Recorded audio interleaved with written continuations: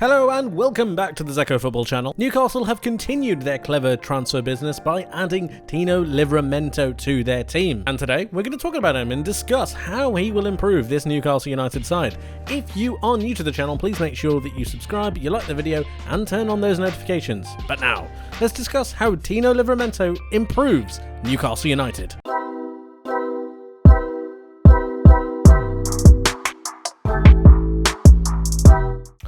Tino Livramento is going to be a Newcastle United player, and this is very exciting news. This is extremely exciting for Newcastle fans. And don't panic. I know you're looking at this and seeing no Kieran Trippier. Do not panic. But we need to have a talk, don't we?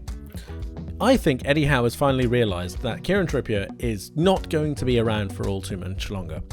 He is 32 years old, and the level of football, and more to the point, the actual aggressive nature of Newcastle, with Kieran Trippier being 32 years old, I think it's catching up with him.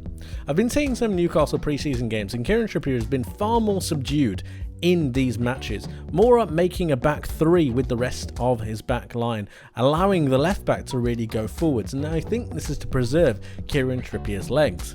We also need to remember that Newcastle are now in the Champions League. They also want to have a cup run, and they also need to make sure they're still vying for spots in the Premier League. They need to stay competitive, and with that comes change. With that comes depth, and that's exactly what Livramento gives. Now, I'm not for one second saying that Livramento is going to immediately usurp Kieran Trippier. He's only 20 years old. We need to remember that as well. He's also coming off the back of a horrendous injury, so we don't actually know what kind of player Livramento is going to be when he returns. However, he does have the physical attributes to be able to go up and down the pitch much better than Kieran Trippier does. And this gives Newcastle an extra edge, but it also gives them an extra dimension on one side of the pitch. In those pre-season games, we have seen Matt Targett start to go forwards, supported by the likes of Dummett or Dan Burn. Dan Burn isn't getting any younger either, so perhaps we might see something of a switch. If Eddie Howe wants to keep the leadership of Kieran Trippier on the pitch, we might see Livramento play out on this left-hand side before he transitions over to that right-back slot. And it might look something like this. You could see Newcastle coming around and making something of a back three, allowing Livramento to start bombing on, very much like Kieran Trippier used to do a few months back, allowing Dan Burn to just slot in to next to that back three and allow Trippier to go forwards. The balance in this side that Livramento gives from being able to be both on the left-hand side and the right-hand side is invaluable. And it really means that depending on what's going on and who needs to be rested, Livramento can cover. Again, 20 years old, need to give him time, coming back from an injury, there's going to be a lot of pressure on the lad, especially if you're paying the best part of £40 million. But he's promising.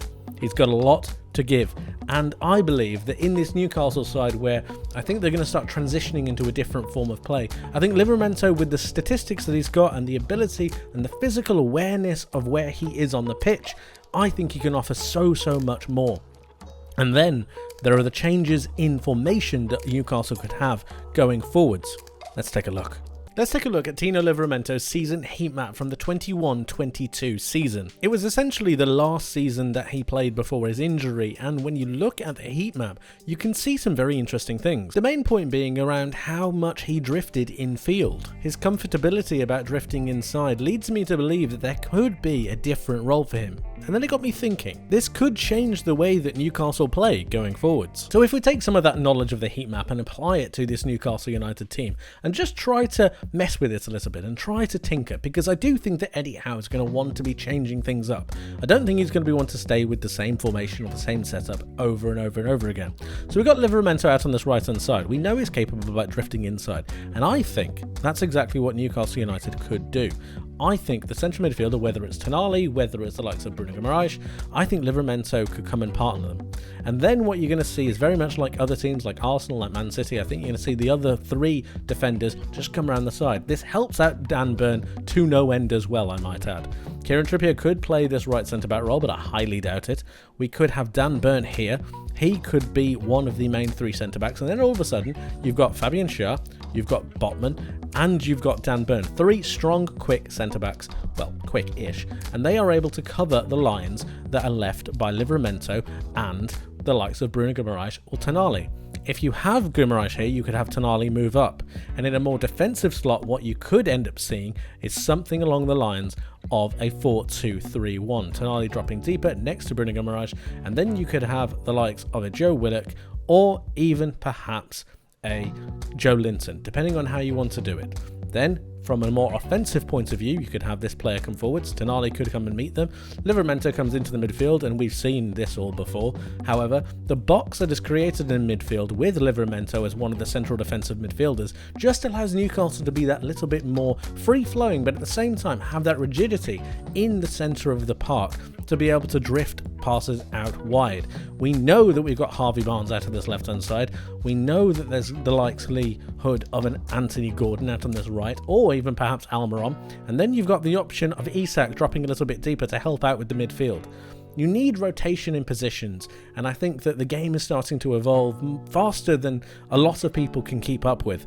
And if you've got a player like Livramento who's got the flexibility to be able to play in different styles, different formations, I think that's where the game is going.